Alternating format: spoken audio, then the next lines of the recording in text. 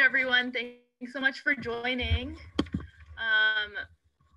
We are about to get started. If you can, please put your name and pronouns and where you are calling in from in the chat. Our goal for this is to be really active in the chat. So please feel free to share. And on that note, my name is Sylvia Zenteno. I'm the Director of Educational Programs and Training here at It's On Us. And today we have a really amazing panel for you. Just a quick about for It's On Us. Our mission here at It's On Us is to build the movement to combat campus sexual assault by engaging all students, including young men, including male survivors, and activating the largest student organizational program of its kind in grassroots awareness and prevention education programs. So we do really just want to thank everyone from, it looks like all over the country in the chat for joining us today. We got some people all over the world. I saw Montreal in there. Oh, wow, I did not catch that. Oh yeah, we international. Amazing. Big goal for It's On Us. So I do want to give a trigger warning that no one in the chat present on the panel or for our moderator, that no one needs to share anything that you don't feel comfortable sharing. If you prefer to talk about the way a response made you feel, or if you would like to share your story, please just provide a trigger warning for everyone that is present and might need one. And Maeve, if you could paste some of the resources we have for everyone in the chat. Amazing, thank you. We always just make sure to paste the resources. And we do want to let everyone know that this call will be recorded. The chat, however, will not be recorded. So if at any point you need to take a break or you want to leave, you can definitely do so. We have about 60 minutes for the call, so we are hoping that the last 10-ish minutes will be for Q&A, but also the panelists, like, it's fine if we don't get to that, but feel free to share any questions in the chat, and Maeve and I will write them down in case we do have that time. So this is a community space, and we would love for you all to feel really comfortable in this space. So if there's anything you need, please feel free to message me or to message Maeve, and we will try to make that happen. So without further ado, I would like to introduce you to our amazing moderator, Zeke Thomas, and then Zeke will be introducing our panelists. So Zeke is a Detroit native. He's a DJ, an amazing MC and host, and he's a dedicated human rights and mental health awareness advocate. He's a survivor, and he's also casually the son of NBA Hall of Fame point guard Isaiah Thomas.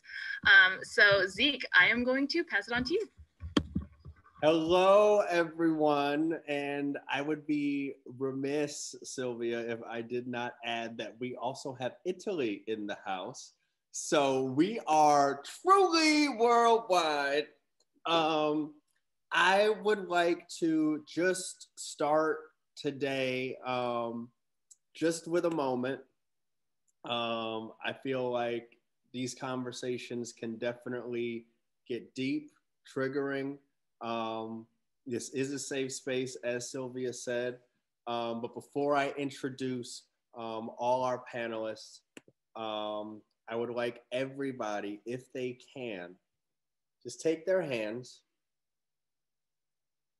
and look at them.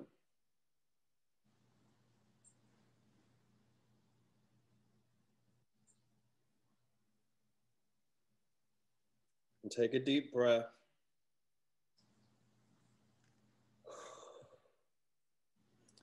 Thank you, hands.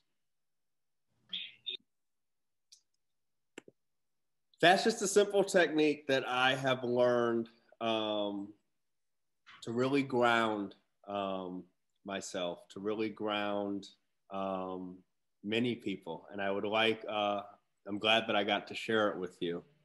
Let me now introduce our panelists, starting with, to my right, Thomas Jackson. Thomas is a sophomore studying horticulture, excuse me if I said that wrong, with a concentration in landscape design at North Carolina State University. He is from Charlottesville, Virginia, but lives in Raleigh, North Carolina for school. Thomas has 2 cats and 13 chickens and is also an avid plant dad. Thomas is the at-large advisor for the LGBTQIA+ students at It's On Us. Thomas, say what up!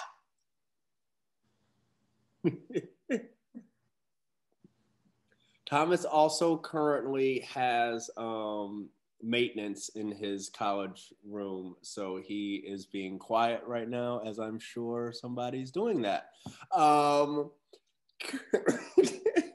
Let me also go to my right now. Kieran Seeger is a first-year master's student in the college student personnel program at Western Illinois University, a Juanita College alumnus. He was introduced to It's On Us during undergrad and is excited to blend advocacy and outreach with community building in his new role.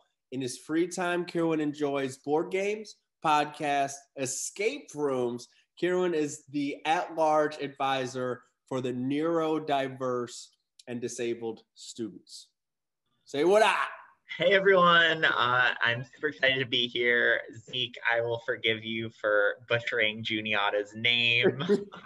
Sorry. But I am so excited to be here with you all.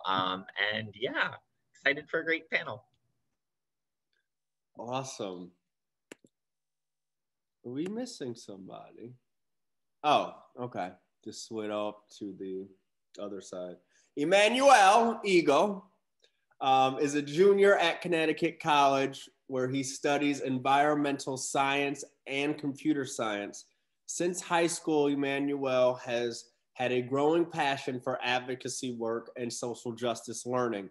The issues of sexual violence affects Emmanuel personally, and he really hopes to be a part of the generation that ends sexual violence on college campuses. He is the regional advisor for the New England region. Say what up! All right. I'm going to, I guess, ask that our panelists unmute. Can I move Maeve? So I want to be able to see all my... Okay, well, whatever. I can't see you, Emmanuel, but I love you anyways right now. Can you see me now?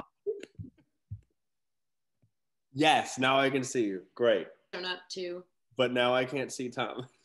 Wait, let me yell a little bit. Let me see. There's no more click. Okay, there. I want to see all my panelists. There we go. Thank you.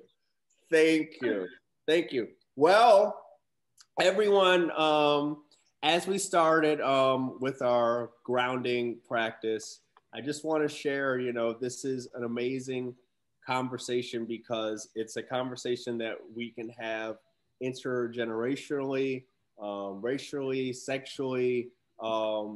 It crosses all the spectrum. Today we will be talking about men, about us, who are often overlooked when it comes to sexual violence.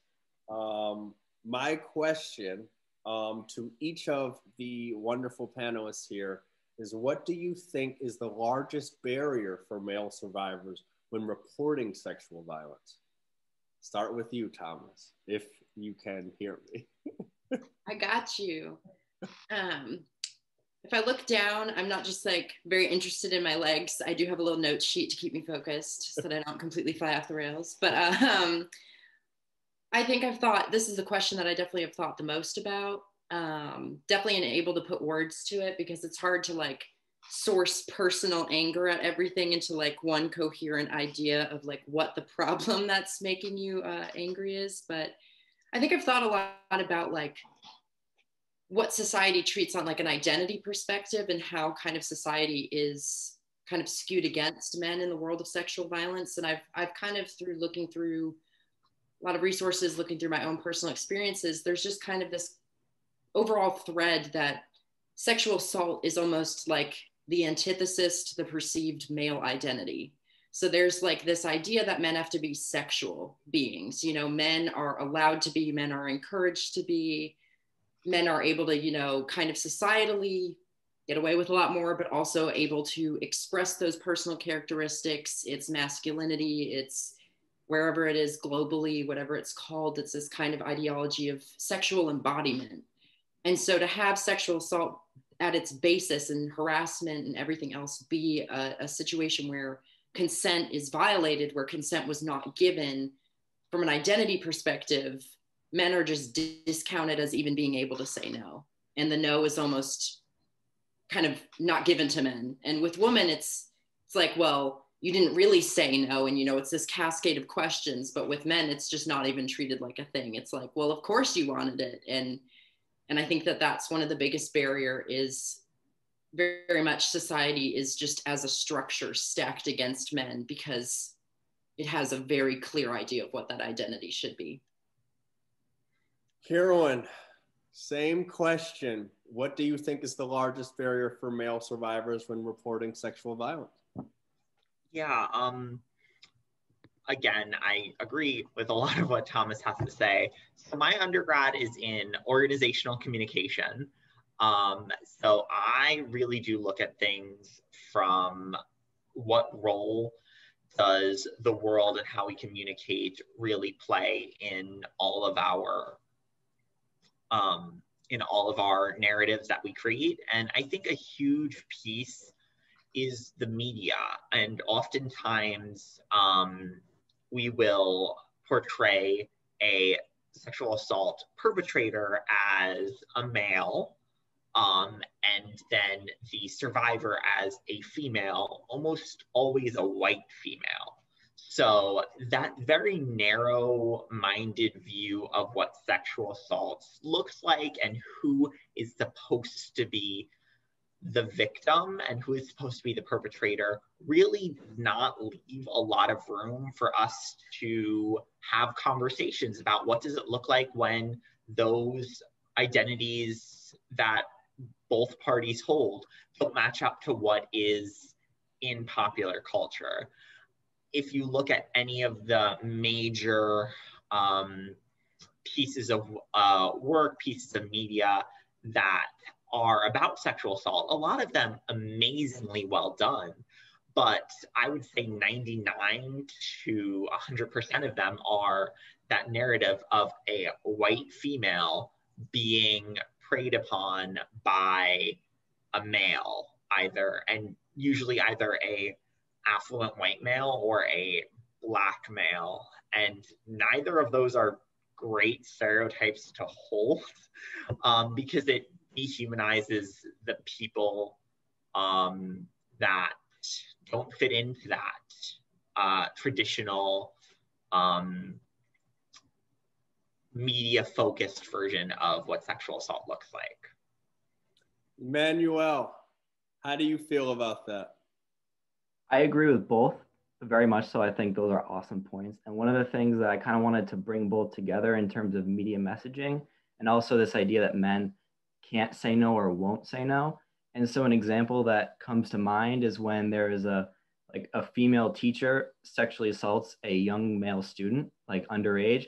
Oftentimes you have like older people saying, oh, I wish, like, where were those teachers when I was that age? And it's like, you know, it's just clearly this idea that it is this assumption that men are always like down, when it's just totally false. And it's a huge barrier, because then if that, for men that happens to, they don't feel like they're going to be believed. They, you know, so for them, it's like, why should I report, or why should I seek help if I'm just going to be further stigmatized against? following up with you, Thomas, being the LGBTQIA plus liaison, in terms of gay men being hypersexualized and often portrayed as hypersexualized, continuing on your point, how do you feel that, or what do you think that my generation, being, 32, learning from elders like myself, there is no manual for being gay or coming out or entering into a gay world. Like you said, it is perceived that we all want it. And, for men, we're always horny.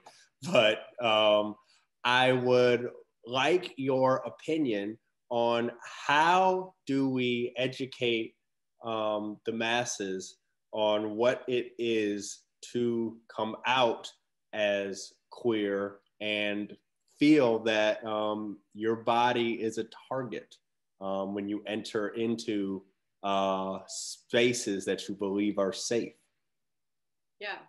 Well, I mean, from my personal experience, I had to come out as queer before I came out as a survivor. And I had to come out as that first coming out because my assault occurred when I was exploring my identity.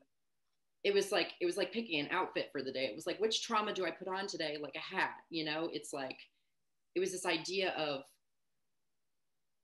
in saying this part of my identity and that I've explored this part of my identity, and there's inevitably that, well, how did you figure it out? And then you kind of there's all of these different questions that come from that. And in a literal cascade, I think the biggest part of it is that queer relationships are not seen as healthy. So it's hard to find queer relationships, and it's hard to understand if you're going through sexual education in high school and everybody's telling you about a bunch of parts that like you don't play with, and you're just sitting there in class like minding your business, and then you get to the interpersonal violence part and you're still tuning that out because it's not for you. You start to kind of get into this period where you don't know what a healthy relationship looks like. You only know the part of your identity. And I think that that's the biggest piece from the older generation, is there's a lot of things in relationships in general, because queer relationships are not normalized, that are normalized as just things. I mean, we look back on it, any person who was kind of 20, 30 in the 1950s is going to tell you, if you have a kid, why aren't you spanking them? Like this is like a thing. And now we understand now that for a long time that is just not how we form relationships when there's a power imbalance. And I think that that's the biggest thing, is the reason why gay men and queer individuals are so at risk for sexual violence, interpersonal violence, domestic violence, is because there's an automatic power imbalance.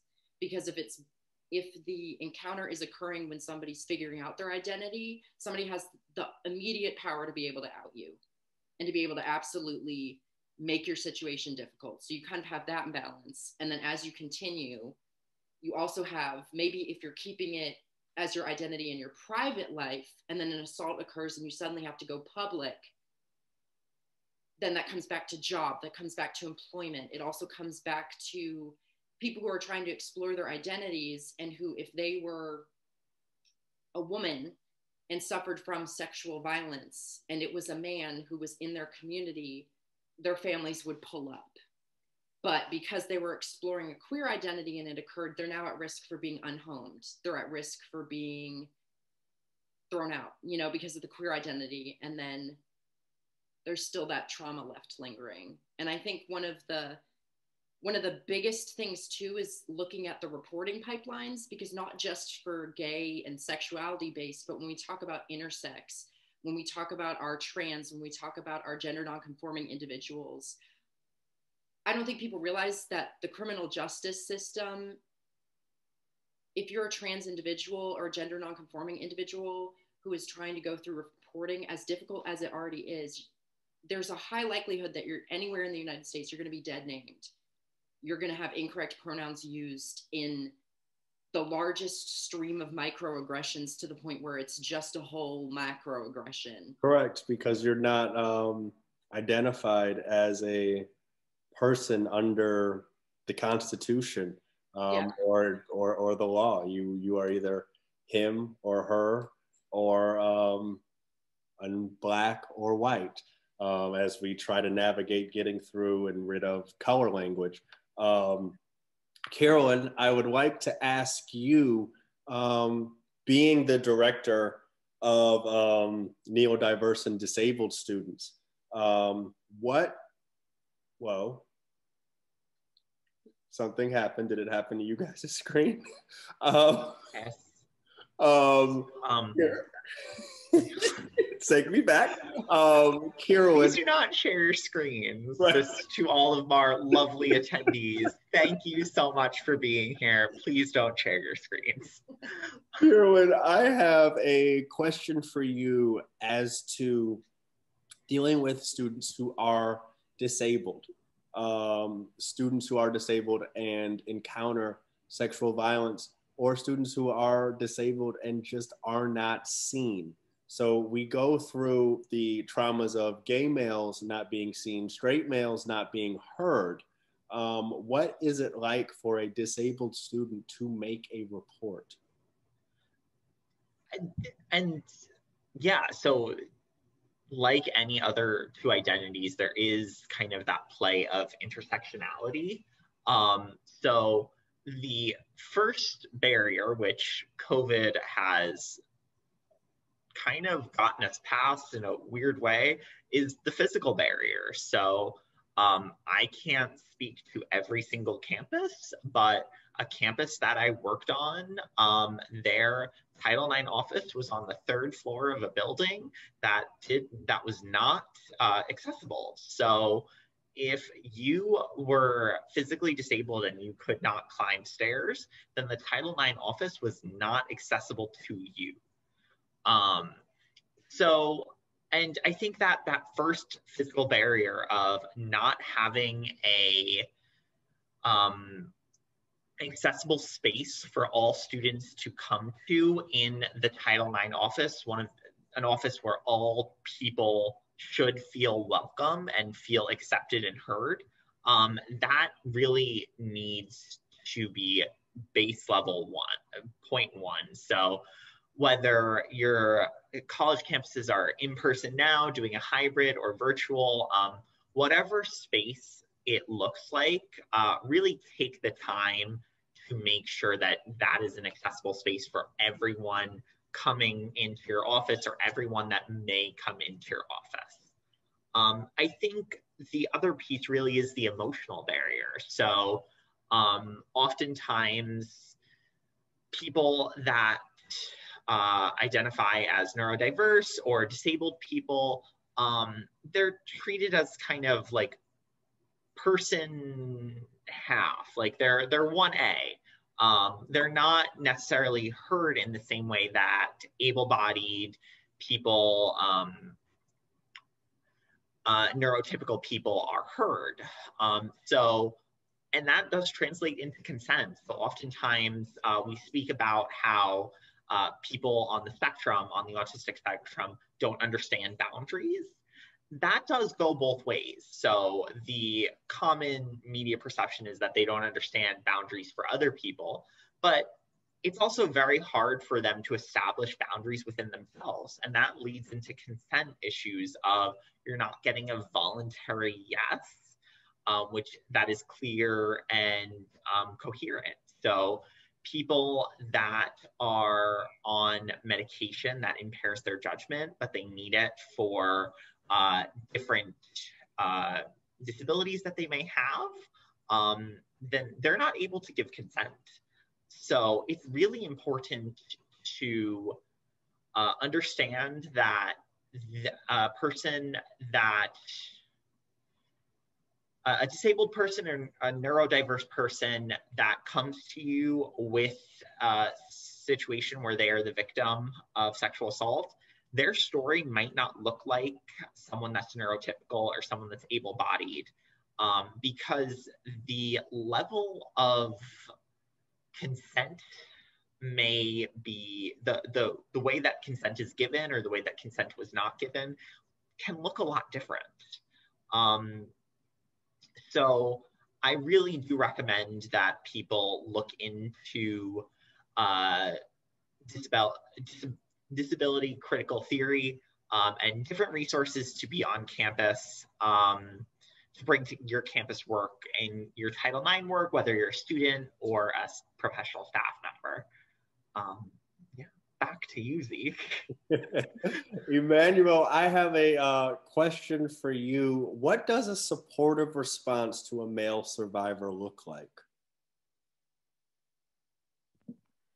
I think that a lot of supportive responses can be very similar for survivors of many identities. I mean, just the basics of active listening, no judgment, and just kind of being there as a support only is a great place to start. But I would say specifically, I think something to keep in mind with men, especially when is thinking about how we view masculinity and the idea that masculinity is tied in with a lot of stereotypes, but one of them that can apply is the idea that men are oftentimes are unemotional and emotionally tough. So I think that can make people feel that in their response, they can be more insensitive. So I was, in my research for this, I was reading about how oftentimes male survivors would experience a lot of argumentative responses from therapists from seeking help. And they felt that was very much because they were male. And so I think that when we're thinking about how we go to respond, because we should always be very specific and we should always be very intent in how we respond. I think it's very important that we first think about what biases, we should think about what biases we are bringing into the situation. And we should be very, very sure that we are not responding in a way that is insensitive, in a way that is kind of perpetuating that. Respectfully, I would like to share, I get many DMs in my Instagram from survivors sometimes seeking help, asking questions. I've even gotten, some who have lashed out at me personally because I can't help their situation in the way that they want or immediately, or it is just a cry for help. In those encounters that we all have had in which we cannot provide the help, or the help is too much of a burden for us to take on ourselves as individuals. The old saying goes, if you stick your hand into the ocean and the person is drowning and you can't pull them up, they will pull you down. What are some suggestions that you would give other students who do not know how to exactly handle the situation, but are being present? That's just an open-ended question, but I'll throw it to Emmanuel first, just because Thomas always starts first. Yeah, I mean, I think that it's always important to, when you're entering those, if it's a spontaneous disclosure, to also just be aware of what you can provide. Like, I don't think anyone should ask, or hopefully no one is asking you to provide more than you can give. And if you yourself are a survivor, it can also be, it can be that vicarious trauma can be amplified when someone talks about their own experience. So I think from my personal opinion is that I think it's totally valid to say, to set limits on a conversation. I think part of talking about consent is that consent is every day and is in every interaction. So you shouldn't be forced to go beyond your own limits, even when you're trying to help someone. And so I think that, to be specific, if you are in that type of situation, I think if, for example, for college students, we provide, at the beginning of this panel, we provided resources. Like, I think pointing your friend towards those resources is a great way to start. And you can also be there for them along the way. But if you can't be there as like their rock, which is totally fine, there are people that are trained and professionals that can be there for them, or can further provide resources for them. Carolyn, you always seem to be in the middle. I'm going to change that one day. Any comment?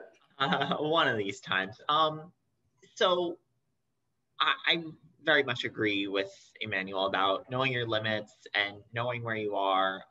Not everyone is cut out for this work and this advocacy and this level of support. And knowing where you are on that spectrum and where your knowledge is very, very important. Just to interject here, I just want to give the audience just some context that you are a house dad for a fraternity.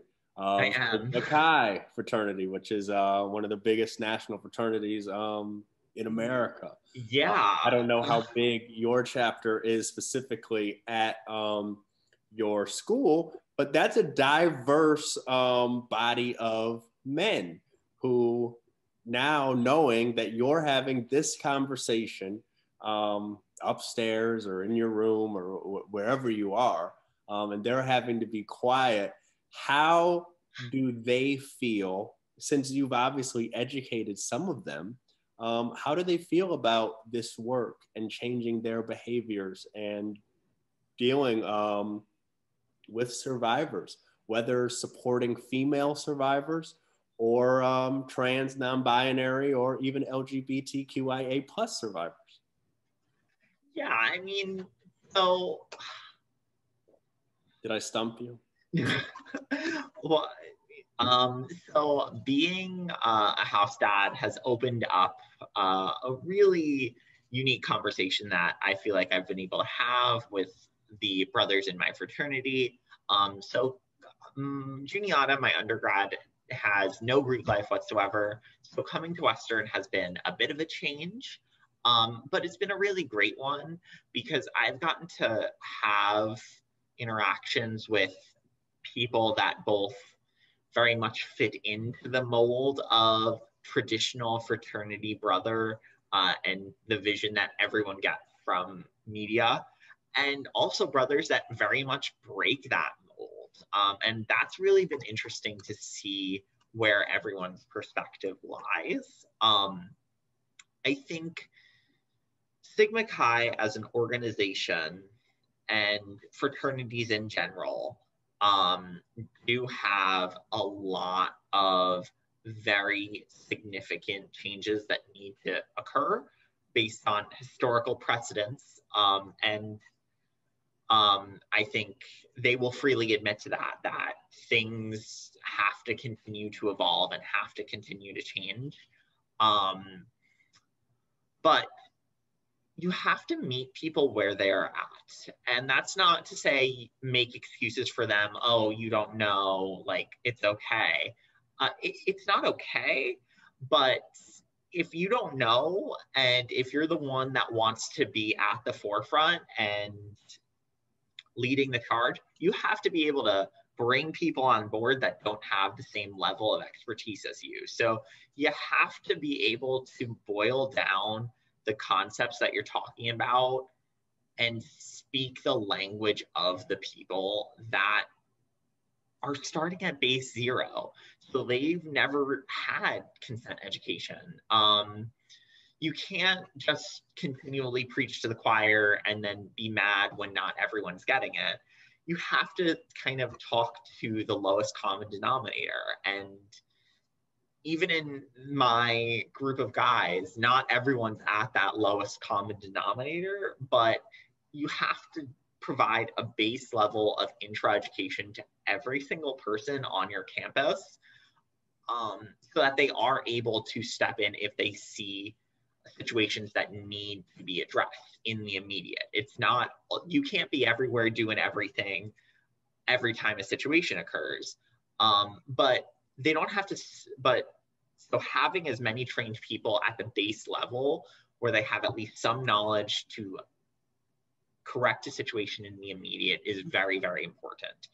They don't have to be the ones dealing with the Title IX administrative work, but being there in the immediate could change the course of someone's life. It could prevent an assault. It could help provide resources to someone that was not in a good place. Absolutely. And yeah. I completely hear you when you said that there are so many different, yes, brothers in your fraternity, but so many different people on campus and in this world.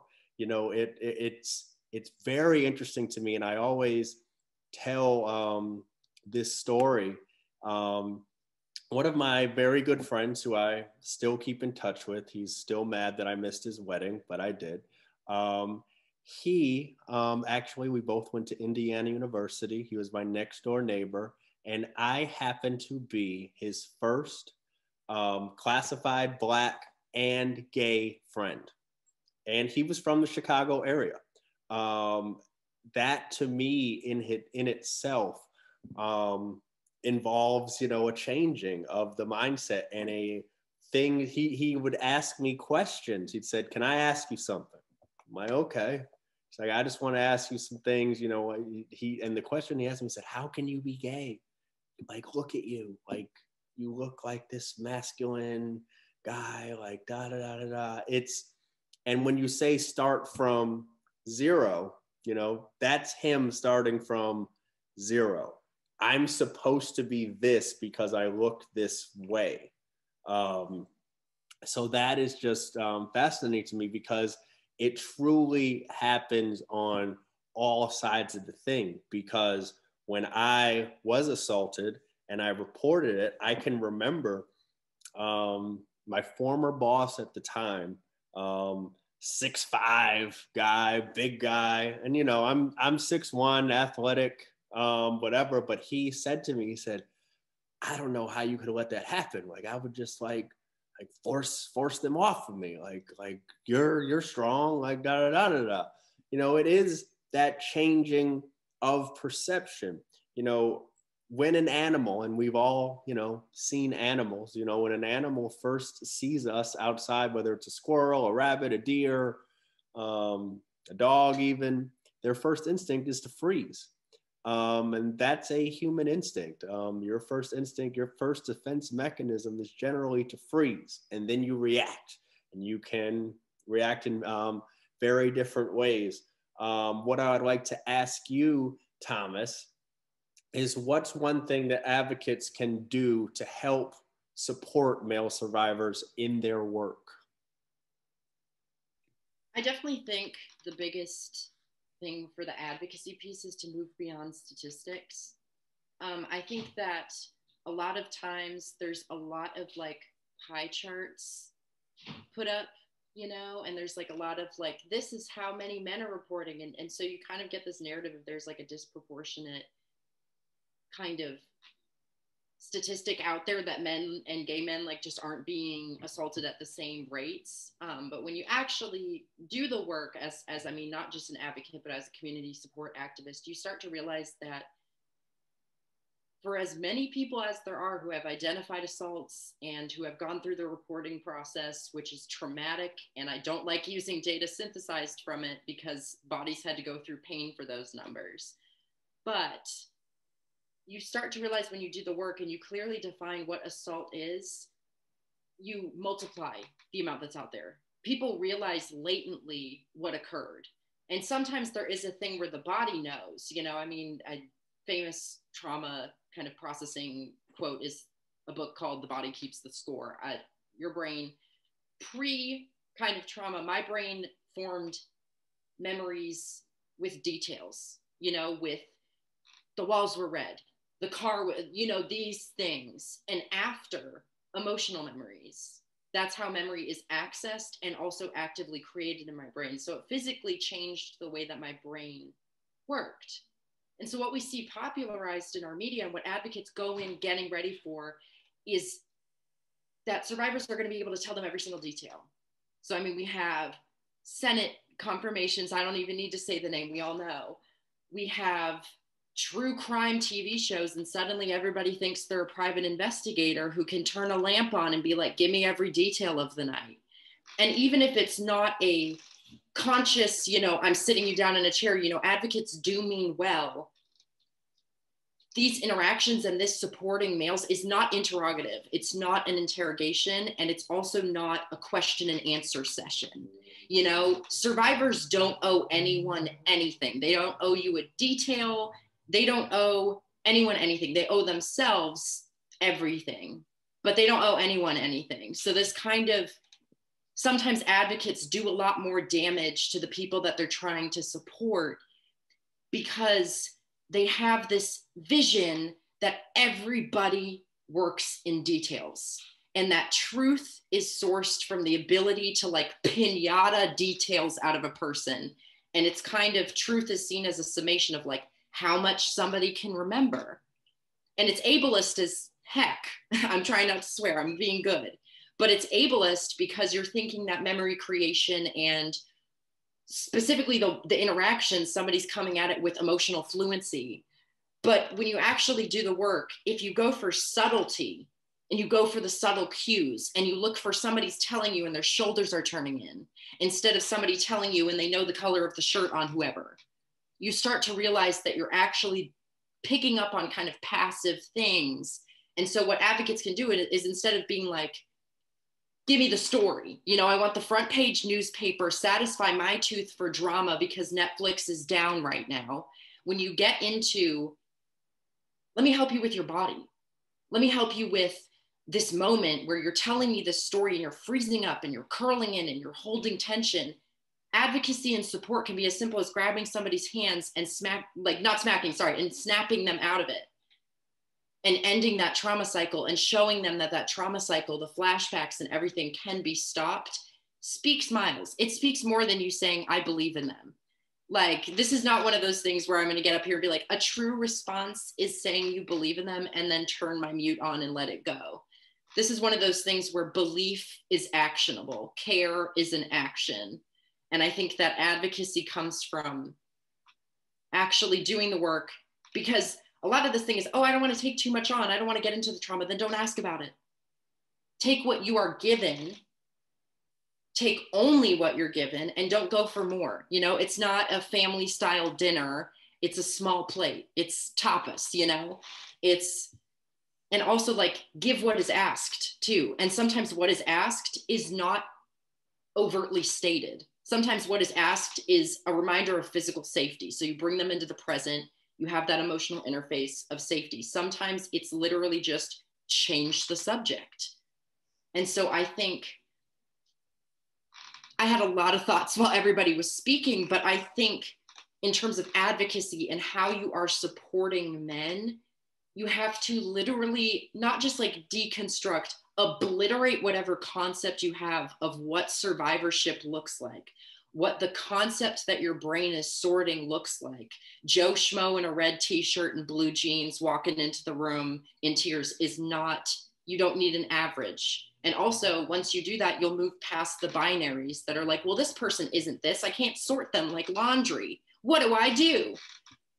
We're forgetting the human interface, you know?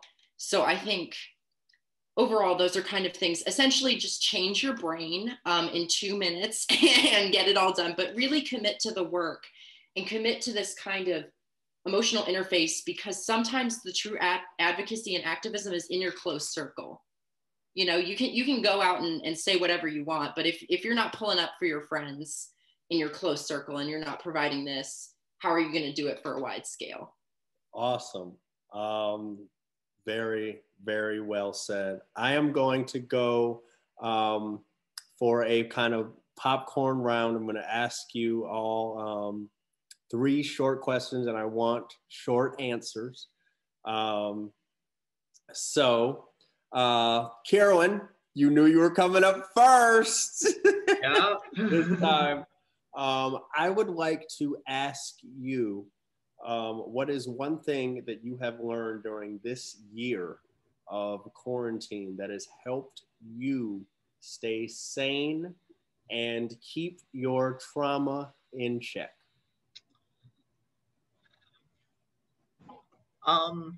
I feel like I have learned a lot about the ability to organize.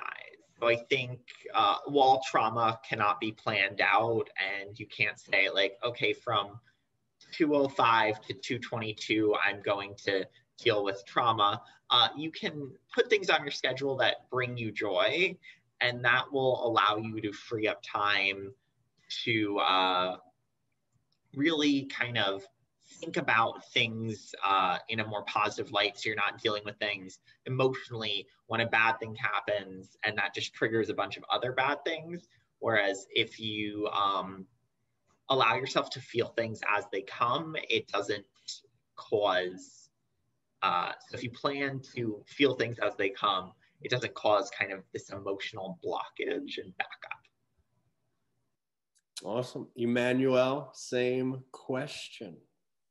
I think something I've learned is that I've learned to kind of deal with some of the emotional distress that I have in my life, especially from things that have happened in my past, because I find, probably like many others, that I will fill up my schedule so I don't have a choice but not to think about it.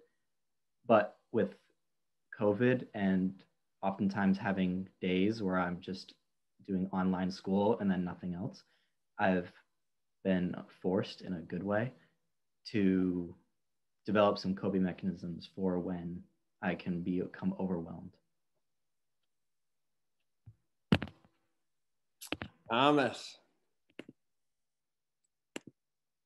Yeah, I think one kind of specific thing that I do is I write poetry.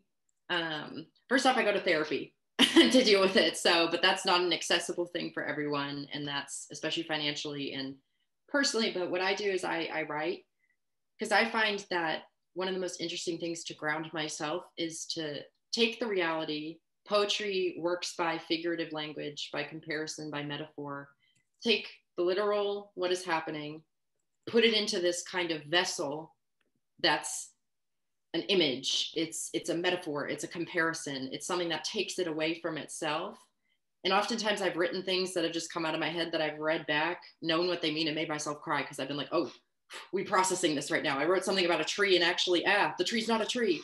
But for me, that's kind of the way that I do it, is creating this space of emotional safety where I can put it somewhere, and then I don't have to be defined when it's just me in a room by it. I think is what I do. So writing for me has definitely been a very powerful thing, because I can create this space for myself.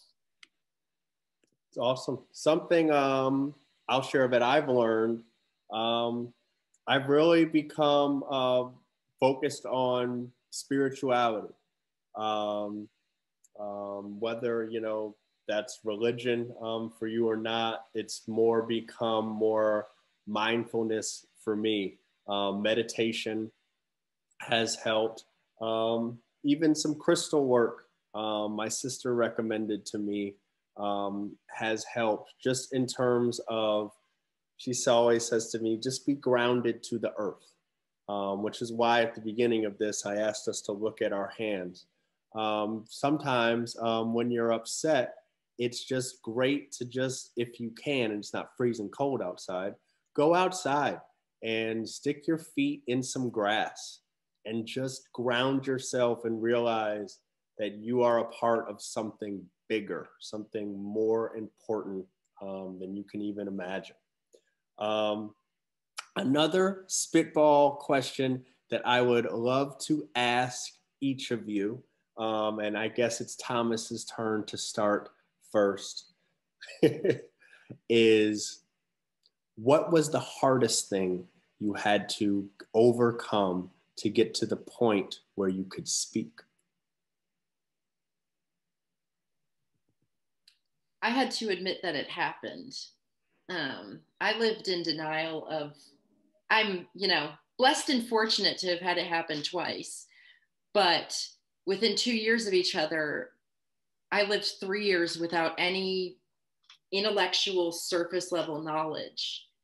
And so when I started trying to have, healthy, stable relationships, and something was fundamentally broken in the way that my brain was operating and in the way that my body was able to operate, that was the hardest moment, was having to redefine who I am in this world and what has occurred in this world, and what this world has in many ways as a form of violence forced upon me. And so I think the hardest part for me was admitting to myself, you know, I've always been somebody who was very deeply passionate about this work for other people. But then once I actually had to have, and I mean, it was COVID too. The point about COVID forcing me to interface with myself, realizing that the wall sometimes does talk back, and that's when you need to call someone. But no, but legitimately, it was realizing that redefining myself and having to do it in order to survive, because it was mentally sapping on me like a parasite was one of the hardest things. What about you, Emmanuel? I think for me, I would say that it's not about the hardest thing I had to go through, but like continue to. And so for me, the biggest issue throughout my life has been being emotionally available and kind of what I talked about earlier, not ignoring things. And so for me, part of the hard moments are like moments like these. So thank you all for sharing this moment with me, where I practice being available and I practice being honest and open. Carolyn? For me, it definitely was the imposter syndrome. So thinking that, oh, no one wants to hear what I have to say. I'm not an expert. People do care about what you have to say, and you bring an interesting perspective and a unique perspective. Be confident in what you know and openly admit to what you don't know. So it was really great to hear from everyone, but also I had to really come to terms that my opinions and values would be accepted by the panel, and I'm super excited that they were. You are validated. To answer the question myself, my biggest problem was that I masked my trauma and with addiction, with substance abuse. I fully went down that path and committed to it. There definitely were times when I went too far down that path, and I made the conscious decision that I was okay with not coming back or not waking up. And I would like to say to any educators or everybody in this chat, you can't treat both. You can't treat trauma and addiction at the same time. You have to treat the addiction, and then the trauma will peel off. I encourage many, many, many people. I was very lucky that I was able to beat my addiction without going into a rehab and that type of thing. Was strong-willed and had a great therapist and was able to continue. But I want to tell everyone and anyone who is struggling with substance abuse, you have to deal with that before you deal with your trauma. Right now, as we're reaching close to our time, I really want to take, we have some great people in here. I really want to take 3 questions from the audience. Hopefully they're short, but we can go over. I don't think anybody has to run the chemistry class just yet. Please, if there are any questions, feel free to type them up. I'm just going to take the first ones that kind of pop up. It's a race. We're getting a lot of thank yous. Thank you for all of your wonderful support. It means a lot, everyone. So yeah. Here's a question that just popped up. I work within my school as our Healthy Communities co-president, and my work is largely there to help raise awareness to sexual assault. One of the biggest things we've seen at our school is a severe lack of male involvement in the conversation around sexual assault. Do they have any tips for engaging men and making it a space and conversation where they feel they can join. Emmanuel and Kierwin, how do you feel about this question? Yeah, so Juniata has the It's on Us, which is very reminiscent of the demographics of sexual assault prevention work. But it also has the Juniata Men's Group, which is a group specifically for students that identify as males. So it is a kind of partner organization. So think about whether it's a separate organization or a specialty program, an event that is specifically tailored towards male identities, and kind of have that space of just male identities. Oftentimes, people don't want, men especially, don't want to necessarily open up for the first time and have these tough conversations with people that don't share their identity. And I think it might allow them to open themselves up if they are in a space that is all men, that all kind of are going through similar things, whether they are struggling with being a survivor or whether they're struggling with understanding different levels of the work that we do. Yes, I would definitely recommend trying to shoot for an all-male hour program, something. Also, touch base with athletics, because they would more than likely love to partner with you. So really think about tuning into male sports and talking to male athletes, because that's a big student population that oftentimes is underserved. Emmanuel, I am going to ask you this question. How would you approach a survivor from a machismo, a more masculine culture, speaking on the Latinx community? I think that it is important. So if we're talking about a culture that is very machismo, very into the idea of masculine, or it's like a very important role for men to be masculine, I think it's very important to really not push the boundaries of that person. So kind of what was touched upon earlier, meeting him where he is at.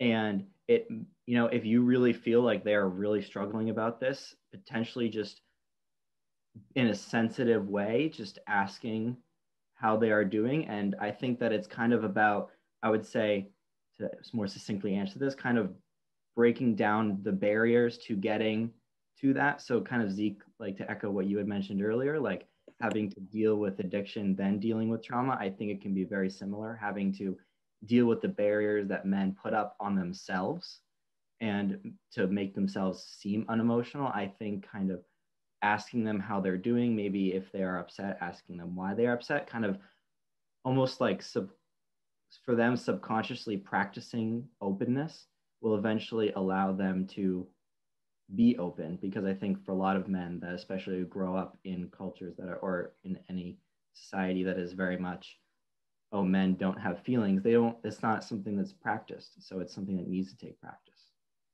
And I will give Thomas Jackson the final word on this question. I believe my friend is a male survivor of sexual abuse.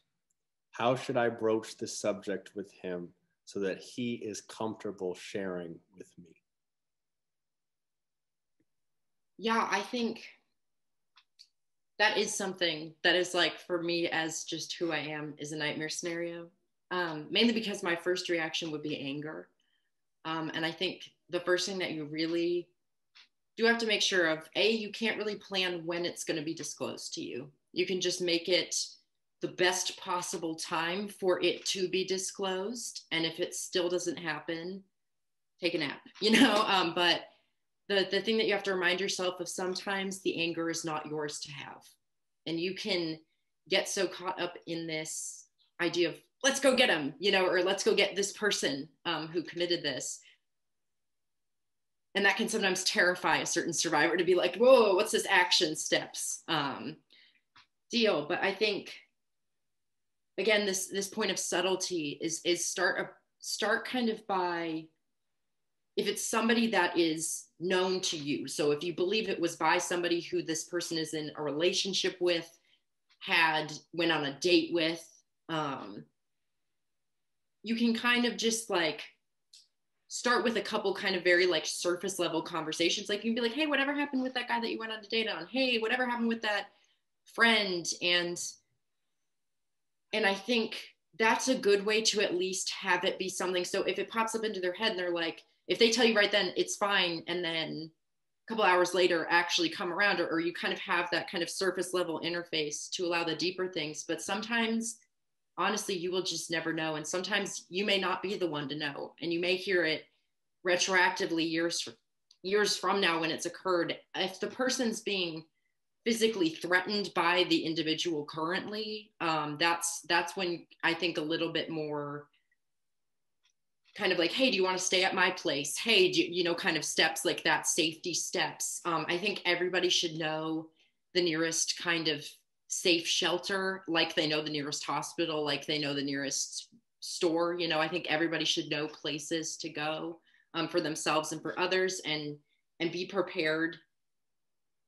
Be prepared to know that you can't save the world all the time, and be prepared to know that sometimes your friends, bad things happen to good people, and make sure that you know when to keep yourself safe. But I think the most important thing is don't go don't go all in on it at one point. Just kind of keep it, and like, you know your friend best. So like, if you don't just happen to walk into the kitchen and ask him about his significant others, like, don't do that. But look at how you interface with that friend and adapt kind of subtle measures to how you truly interact, which is the most bland way I can say it, but I don't want to be prescriptive and do something. But if it is a risk to that person's personal safety, sometimes decisions need to kind of come about for you.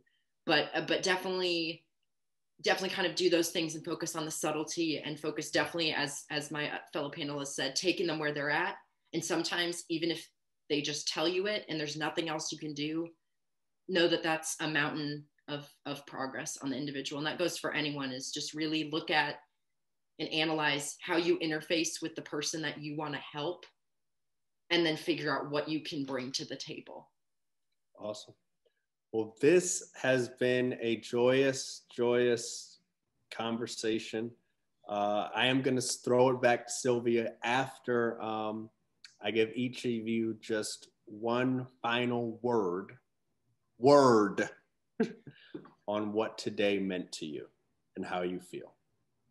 We'll start with Thomas. This is going to make me emotional. That was all one word. I think today was more meaningful than I think anything has ever been. This really felt like sitting down for a really good meal. It was well seasoned, but I think to be a survivor and to not have space for so long, even though spaces may have been there, but to not have space, it's this is my cop out so that I don't make myself cry. It's indescribable how it felt. Yes, I am a poet and I can't use words suddenly, but it's definitely, it feels like justice was just done to myself and my experience by things that other people said, by having this vulnerability and not feeling so alone in this journey. And that now I feel better equipped to bring justice to others. And that's how it felt. So I feel good. Thank you. Emmanuel, and gays can never just keep it to a word, apparently.